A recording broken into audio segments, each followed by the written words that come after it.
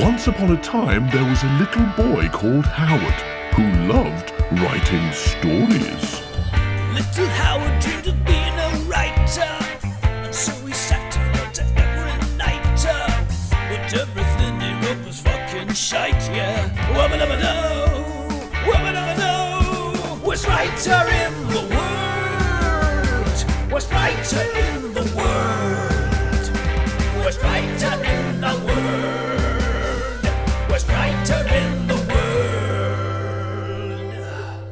He's a stupid, suck-ass, rubbish writer.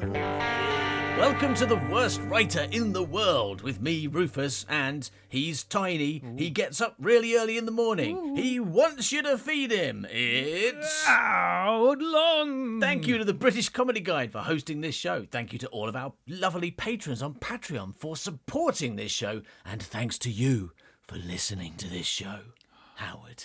Oh, me? Oh, yeah, it's a pleasure. Yeah, no one else. They suck. Yeah, thank you. I don't listen, though. That's why I've no idea what's going on. I've no Shit. idea what's happening today. No.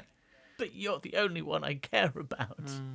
Well, today, it's a little compilation of short things written by you, Howard Long, when you were about 7 years old. Wow. So we're going a lot younger than we usually do.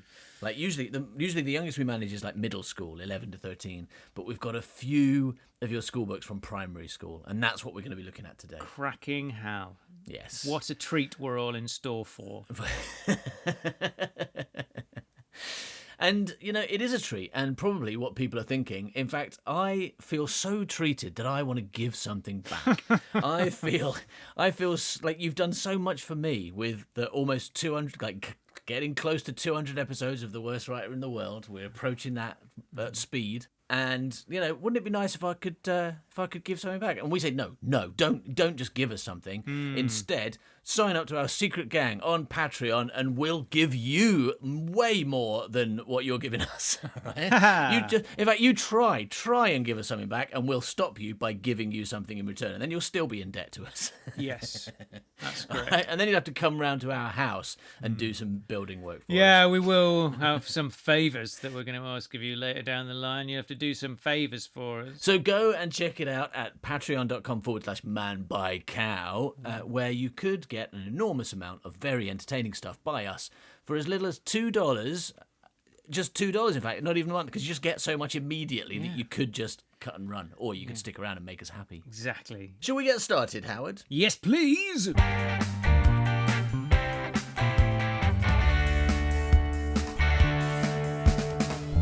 All right, so I have one of your school books here, but this is a very, very youthful-looking handwriting. It doesn't have a date on it, but check out the handwriting there. This is very young. And I can see from the back you are practicing just basic handwriting, just practicing the letter shapes and stuff. Ooh. This story is called Haunted Hotel. So I'm capable of creating stories, but just not writing them. Yeah, you can come up with ideas for stories pretty young, can't you? Sometimes I tell stories with my nephews, and I'll be like, "Oh, so once upon a time there was a really tall chicken," and they'll go, "And he pooed himself to death." It'll be straight in with the next plot point, and it's always pooing himself to death. Wow, it's good plot. But they understand that stories need conflict and lots of poo. Yeah. So, Haunted Hotel. Long, long ago, there was a haunted hotel. One day, Jim went out for a walk. He saw a hotel. Was it the haunted one from the first? It was haunted. Sentence. Unfortunately, it doesn't say he saw a hotel. It was haunted. He saw a hotel. He thought it looked like his book about haunted hotels. Oh. No, he didn't see a haunted hotel, but he saw one that looked like his book about haunted hotels. Okay, but is it the haunted hotel from the first sentence, though? It doesn't. We don't know yet. A long time ago, that's part of the. haunted hotel. We're going to have to find that out as the story unfolds. I don't know who Jim is. I mean, I know he's got a book on haunted hotels, but and he's gone for a walk. Yeah. We know that as well, and we know once upon a time there was a haunted hotel. Yeah, we do. But we don't know if those two things are connected yet. Because how long is this walk he's gone for when he's just happening upon a hotel that looks like a haunted hotel from his book that he's never seen before? Yeah. One day, Jim was walking in his garden when he saw a hotel. He thought it looked like his book about haunted hotels. And then he saw a ghost. I don't mess around. You're straight in. Mess around. There's so much in this story right at the beginning. Wow. Then he saw a ghost. It had big blue eyes and 2 sharp teeth. Now, here's the great thing. This teacher, whoever you had at this point, they were doing more work than Mr. Cotton. Did they say that's not what ghosts look like? Is that what they were writing at this point? This doesn't sound like Bruce Willis at all. Ghosts do not have teeth. I mean, it does sound like Bruce Willis because he has got blue eyes and teeth, so maybe that's what I meant. Because I'm thinking that ghosts are just like kind of like white, floaty, see-through, transparent things. Not anymore. But not, they don't have Now teeth they're and Bruce eyes, Willis. but now they do. Yeah. Okay. And 2 sharp teeth. And he was chasing a skeleton. Yeah, he was. So Jim went for a walk, saw a hotel, then saw a ghost that was chasing a skeleton. That's the story so far. Just a little plot so far for you, in case you're not keeping up with this complicated story. He was frightened, and he ran away. Ooh, the skeleton. I think it's Jim. Yeah, Jim was frightened. And he I think it's Jim.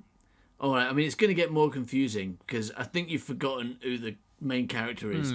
Because the next line is, then the ghost came at me. I think you forgot that it was third person. He just went, the ghost attacked me when I was walking in my garden. No, I was there with Jim, just, okay. detailing his walk. I go everywhere with him. You're his Dr. Watson. I'm just walking behind him saying, Jim went for a walk. He's like, could you stop that? No, I'm just... Stop following me and writing down what I'm doing. Jim saw a hotel. It looked like one in that book he's got about haunted. No, I didn't. What are you talking about? I'm in my garden. There's no hotels here. Then he saw a ghost with teeth. I don't have a book on haunted hotels. Then the ghost came at me. I ran and ran, but he was going and going. He was getting nearer and nearer. Shit. And then he went up a tree and the ghost went away. Who did? Who went up a tree? Don't know. Maybe it was the skeleton then. Are you sure No, the ghost came at me. The ghost came at me. You sure where it says the ghost came at me, it's just not Jim spelt really poorly? Could the word me be Jim? No, it's very M-E, very clearly written M-E with your practised handwriting. I tell you what, this stuff you wrote when you were probably like 7 or something, much easier to read than when you're like 17. I know. So the ghost, he was getting nearer and nearer, and then he went up a tree and the ghost went away. Yeah. Then Jim went inside. Why? Why would he do that? What happened to the skeleton?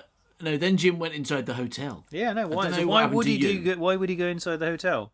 He's just been chased by a ghost. He's gone up a tree, he's scared, and now he's going in the hotel. Jim didn't get chased by a ghost. Oh yeah, you I did. Yeah. Jim's fine in all this. Yeah. Do you think I'm the skeleton? I just talk about myself at the skeleton in like the third person to begin with. Then I'm like, yeah, me, the skeleton. Then I went up a tree. I think what's happening here is that you and Jim go out for a walk, right? Jim sees a hotel, and then you see a ghost, right? The ghost have big blue eyes and sharp teeth, obviously. And by the way, he's chasing the skeleton. You're going to eat it because the big blue ghost is called Ohio-Gron. Jim was frightened and he ran away. But then, after Jim ran away, the ghost came at you. Oh, shit. The ghost came at me. I ran and ran, but he was going and going. He was getting nearer and nearer, and then he went up a tree, and the ghost went away, right? So the ghost went up a tree and went away. Anyway, so then we switched to Jim's... what's happening with Jim? Because then, after I chased that ghost up a tree or something, or it chased me, but it went up the tree.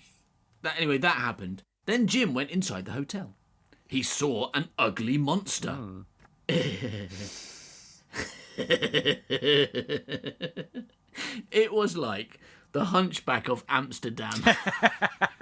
That's what it says. That's what it says. It was like the Hunchback of Amsterdam. Yeah, I mean, they've probably got one. Bound to have. There's loads of people there. And then I realised he was... Oh, and that he was. It wasn't just like the... Hang on, it's I again. No, I was wrong about all that stuff about maybe... It's just you keep forgetting who the main character is.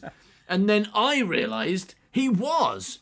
So he ran upstairs. He ran upstairs. Who's who in this story? Okay. I guess you're so young that you're still learning what pronouns are and what the difference between I and you and he is. You must have been about 3 when you wrote this. No, I'm thinking that... you sure it says Jim? Doesn't say John, does it? not someone No, called it definitely John. says Jim. Okay, well, fair enough. Anyway, I'm thinking that John is like a tortoise or something. I mean, sorry, Jim is a tortoise, and my name's Yeah. Dim, and I'm sitting on Jim. Jim and Dim. Yeah. And there have been some magic men's in Yeah. this. So I'm right? just- like magic ghost, magic skeleton, magic hunchback of Amsterdam. Amsterdam. So I'm just literally wherever Jim is, I'm there because I'm riding him. Right. Okay. You're on his back. Fair enough. And then I realised he was the hunchback of Amsterdam. I don't know as he was that thing that doesn't exist. How is he? So he ran upstairs and went in a bedroom and slammed the door. I don't know if he is the hunchback of Amsterdam or Jim or you at this point. You might be just referring to yourself as he. No, I would never do that. No, it's the hunchback. It's the hunchback. And then Jim sat down on a box. So Jim saw an ugly monster. It was like the hunchback of Amsterdam. Then I realised it was the hunchback of Amsterdam. Yeah. So because I realised that he was the hunchback of Amsterdam, Yeah. the hunchback of Amsterdam ran upstairs and went in a bedroom and slammed the door. Yeah, no, Jim went up into a bedroom, slammed the door, and sat on a box, right? That's what's happening here. The hunchback of maybe, I Amsterdam's guess not so, scared of anything because he doesn't exist. Then Jim sat down on a box. Then he found a thing and he pulled it. Yes. Yeah, he did. He found a thing and he pulled it. God. Jim went zooming up in the air and went out of the window, and he got up and he was surrounded by ghosts. The end. I mean, if that's not a euphemism for jerking off and getting covered in spunk, then I don't know what is. He pulled his thing and he got covered in ghosts. Your teacher, and I think this is testament to how very young you were at this point, or the fact that you were a dog. Your teacher has written a well-written story, Howard, good boy. Have a biscuit.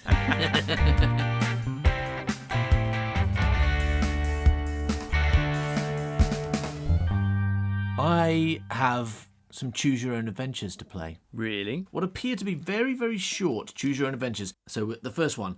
Now, the next page says, a pie was stolen. Who done it? Ah. And we have suspects. Gret Benchleaf? It wasn't me. And I'm also not going to be investigating this one. Okay. So we're going to have to do it because Gret Bitchleaf won't do it. So we're going to have to do it. So we're going to have to solve this case. Now we have some suspects. The first suspect is called Australian Sid. Oh, hi, blokes. And he, underneath it says boy. Each one has a one-word description. Great. Australian Sid, boy. The second suspect is called Cool Dude, boy. Okay, fair enough. But the confusing part about Cool Dude, there's also a picture next to each of these. And next to Australian Sid, obviously, there is a person with a hat with corks on. Corks. Dangly And corks. next to Cool Dude, who is also a boy, next to that is a picture of a dog. But it says he's a boy. It says he's a boy. So it must be a disguise. Must be a disguise, and that immediately I'm suspicious of a boy dressed as a dog going, oh, I didn't steal no pies. No. Yeah. The third suspect is called Jack Turnip, and he is a boy. I'm sensing a trend here. Yeah. The fourth suspect is called Gerald Longnose, and he is a boy. The fifth suspect is called Pig Shock. Pig shock? Pig Shock. And he, surprisingly, is a boy. But there is a picture of a pig. The sixth suspect is called Grandma Grumps, Hooray! who is a girl. Yeah, she's a girl. She shouldn't be a grandma then. She must have got busy when she was very young. And finally, the last suspect is called Max the Mongrel. And he is a boy. Of course he is. But the picture is like of a ghost dog. All right, so a pie was stolen. Who done it? The only clue so far. At the time of the theft, Max saw a car speeding away. Max, the mongrel, did. Max the Mongrel, yeah. And somehow he told somebody this, did he? He's a dog. He told us that, I guess, but we don't. I guess we don't know if that's a real clue or if Max is lying to us because he's one of the suspects. He is. I wouldn't believe him. Hobbies, a list of hobbies. All right, Aussie Sid, his hobbies are pogo sticks. Cars. His hobbies are pogo sticks, cars, pies, and mud. Pies. There's a clue there. Yeah. That's a hobby. These are his hobbies. Pogo sticks. What are your hobbies? My hobbies are pogo sticks, cars, pies, and mud. My best hobby is mud, though. Yeah. Cool dude. His hobbies are fast cars. Because that was a clue. Drove in a car, but they're fast cars and cars. Plants, pies, and mud. He likes pies and mud as well. Yeah. I guess that mud's going to play an important part in this later on as well, then. Jack Turnip. His hobbies are Pies. butterfly pinning, All right. pies, and cars. All right. Now, notice no mud this time, but all three have had pies and some form of cars in their hobbies. Gerald Longnose hobbies are electrics, Good. whatever that means, pogo sticks, and pies. Ooh, no cars. No cars. The first one with no cars, but still 100% pies. As hobbies. So what are your hobbies? My hobbies are pie. No. I don't think you understood the question. Yeah, no, my main hobby is pies, right? And my second main hobby is mash, and my third main hobby is gravy. That's dinner. That's not hobby. That's dinner. Yes, right? Well, my hobby is dinner. Okay. I mean, this is obviously how why these people are the suspects, though, because their hobbies are pies. Asked everyone in the world, and these were the only 7 people who said listed their hobby as pies. Yeah, that narrowed it right down. And it should have found if anyone's hobby was stealing pies, because that could be a hobby, whereas pies is not a hobby. Pig Shack. Pig Shack's hobbies. His first hobby is girls. This is worrying. He's a pig And can you guess what his other 2 hobbies are? cars, and pies, Yep, and mud. yes, He's a pig, right? Girls, mud, and pies. He is a pig. Although he's a boy, but he's a pig. So he's the first one who it makes sense to say his hobbies are mud. I suppose Cool Dude was a dog, so maybe that makes sense too. So next up, Gran Gramps, or Grumps, or possibly Grumps. No, Grumps. It looks like Grumps the other night. So Gran Grumps. Yeah, okay. And there's a bit of a clue in her first hobby of how I should pronounce that, because her first hobby is being grumpy. Yeah. So that's a great hobby for her. Being grumpy, cars, and pies. Pies. Yeah, her hobby is pies. And finally, Max. Max's first hobby is rolling over. Because he's a dog. I guess so. Yeah. And yeah, so Max's hobbies are rolling over, and can you guess the other 2? Pies. Yes, and Mud. mud is correct. Yes, and then there's a very small bit of space to write more clues. And when you know who did it, turn to page 18. Let's go. Let's turn to page 18. All right, so turning to page 18. You were ... Right! Hey! You get a nice big paycheck, you're a success.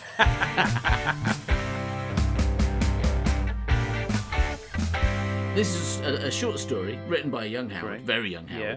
and it's called Peanut Planet. Wow. So I've done a ghost story in this book, and now I'm doing science fiction. So I'm really exploring genre at an early age. Yeah, you really are. And also exploring nuts. One summer day, baby Warnut was in the garden. And it's 2 words, Warnut. So I don't know if you were doing a joke or if you just thought they were called walnuts. What did I think were called walnuts? Walnuts. Walnuts? What's a walnut? I the know ones you get off the wall. what a walnut is. All right, mystery solved. So, one summer day, baby Warnut was in the garden. Bad nut may look nice, but he is not. The planet looks like a big peanut. Yeah. Lots of peanuts live there. That's weird, right? Because imagine if the Earth was human shaped, that'd feel a bit weird, right? If you lived on I live on the shoulder. Can or you something. prove I live up the nose. It isn't? Can you prove it isn't? I can't, but I feel like other people can. Yes, experts. Had enough of them. I haven't. I need more experts, please. I'm definitely a member of the Society of the Human-Shaped Earthers. Yeah, but you're the only one. So the planet looks like a big peanut. Lots of peanuts live there. The peanuts sound like cats. They smell very nice. Weirdly, your teacher has corrected the word nice, which is spelt correctly, by the way. She's crossed out the word nice and changed it to delicious. Wow. I guess she's trying to teach you some new words, but I feel like, I don't know, they smell very delicious. Also, but that is wrong, because you can't say very delicious, because delicious is an ungradable adjective. So she has taught you badly here. But it's nice of her to try and introduce you to new words. Well, yeah, no, but no, I'm going to have some serious words with her, because I think she's to blame for everything. No, I think Mr. Cotton's to blame for everything. Because she never taught me about biodegradable adverbs like you just did. What am I supposed to know that's about something them? me and her have in common. We haven't taught you anything. So they smell very delicious, or as you said correctly, very nice. And as she didn't correct you correctly, absolutely delicious. We'll find her and I will tell her this. They are 4.5 centimetres high. Right. They feel bumpy. It's quite big for a peanut. They are brown, and they feel bumpy. They are brown and red. I feel like these are peanuts in their shells, right? Okay. I would not like to live there. Because I might trip over a nut. The end. I've just invented a shit boring place with some nuts on it. I would not like to live there. But this is setting a trend for your whole school career. I think Abu Dakas are very sexist, and I should have invented them better. Yeah. I would not like to live on the planet I just invented because it sounds stupid, boring, and rubbish. Yeah. Whoever decided that this nut-shaped planet should have sentient nuts on it is a moron, and I would not like to live there because I would trip over them. Ooh, I've just found out how old you are. This book is from when you were 7. Because there's a letter in the back that says, "Dear Alf Crime, my name is Howard. I am 7 years old. I go to Warren Hills School, Coville. Coville is a nice place to be, but it rains a lot. I have brown straight hair and I am fairly small. My hobbies are collecting matchboxes. Do you have any hobbies? I have enjoyed writing to you. I hope to hear from you soon. I will write again, from Howard." Wow. So you were 7. I was right. Or I said 6 or 7 or 8, and that means I was, out of my 3 guesses, one of them was correct. So do we think that story with like that handwriting about once upon a time some nuts lived on a big nut, I don't want to go there, I'll fall over, is that worthy of a 7-year-old? Does that sound like the writings of like someone a 2-year-old? No, more like it's precocious, and I know you were precocious because I was there and I remember you being. That's pretty good for a 7-year-old. It sounds like a pretty stupid 7-year-old to me. No, actually, it's a pretty clever 7-year-old. Sounds like a stupid, 40 whatever year old, and you shouldn't still be writing like that now, like you are.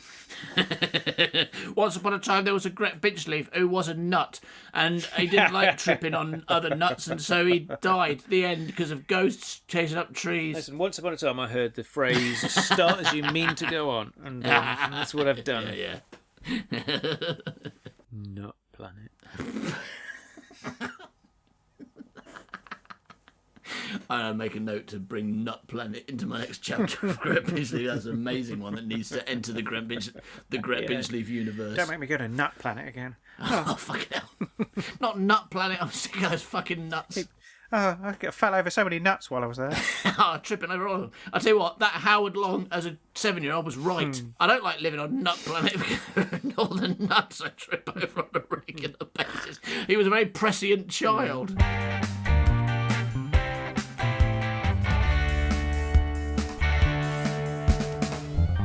So, looking in your school book from when you were very young, don't know exactly how old, but it's got to be primary school.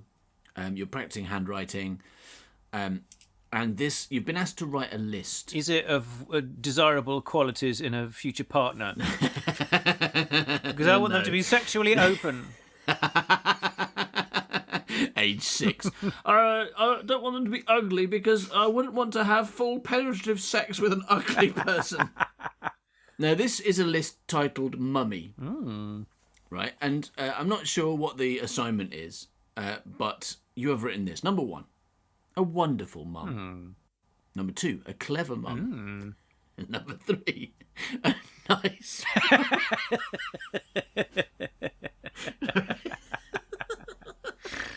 Why is that funny? What's funny about a nice mum? No, it's just, the way it's building, it's just a wonderful mum, a clever mum, a nice. It's such a nothing word as well, a nice mum. Yeah. Especially when number 4 is a friendly mum. A friendly mum. Yeah. Are you a friendly mum? I think I'm quite friendly, yes. Number 5 is even better, a good mum. I just run out of words, haven't I? Yeah. Number 6, a brilliant mum. Number 7, a lovely mum. number 8. Yeah. What? What does it say? I can't. Number 8 is meat. Meat. It says meat. Number 8 is meat. I don't know why. M-E-A-T. It says meat. Number 8 is meat. And number 9 is juicy meat. Juicy meat. Number 10, tough meat. Number 11, delicious meat. Okay. Number 12, pig's meat. Okay. Number 13, filling meat. Number 14, nice meat. I think that maybe the list changed. Yeah, the list changed. It took a very unexpected twist halfway through. What kind Nice of mum, lovely mum, friendly mum, meat. What kind of mum would you like? Meat. A nice mum, a lovely mum. Yeah, meat. Pig's meat. Pig's meat. I think you got distracted. A pig's meat mum, please. I think you got distracted. So I'm thinking about something else halfway through this list. Pig's meat. Little Howard dreamed of being a writer, and so he sat down to every night. But everything he wrote was fucking shite, yeah. Whoa, worst writer in the world. Worst writer in the world. Worst writer in the world. Worst writer in the world. Thank you for listening to this episode of The Worst Writer in the World. You know what, Howard? All this releasing weekly is exhausting. I need a break. Yes. So, no episode next week or the week after is the week basically after? the It's like deal. like We're going to have 2 weeks off. Traditional Imagine. British holiday. We're going to go Yeah. to Spain, mainland Spain. We're going to get really, really drunk, and we're going to beat up some of the locals. Oh, no. Of course, the truth is we're not going anywhere. Actually, what we're going to be doing is recording stuff for future release. We're going to try and, build up a bit of material because otherwise we're going to run out. Oh my God. So we're going to be at home working hard while you don't have any Worst Writer episodes for a couple of weeks. Oh. However, if you're really sad, don't worry because in our secret gang on Patreon... most of them are really sad, I can tell. Well, if you are really sad, which you are, don't worry because your life can be made better by joining our secret gang on Patreon, which will still have weekly releases. Ooh. So go to patreon.com/manbycow and check it out. Thanks for listening, everybody. See you on the 1st of August. Bye, milk. Bye, holiday milk. He's a stupid, suck-ass, rubbish writer. Yeah.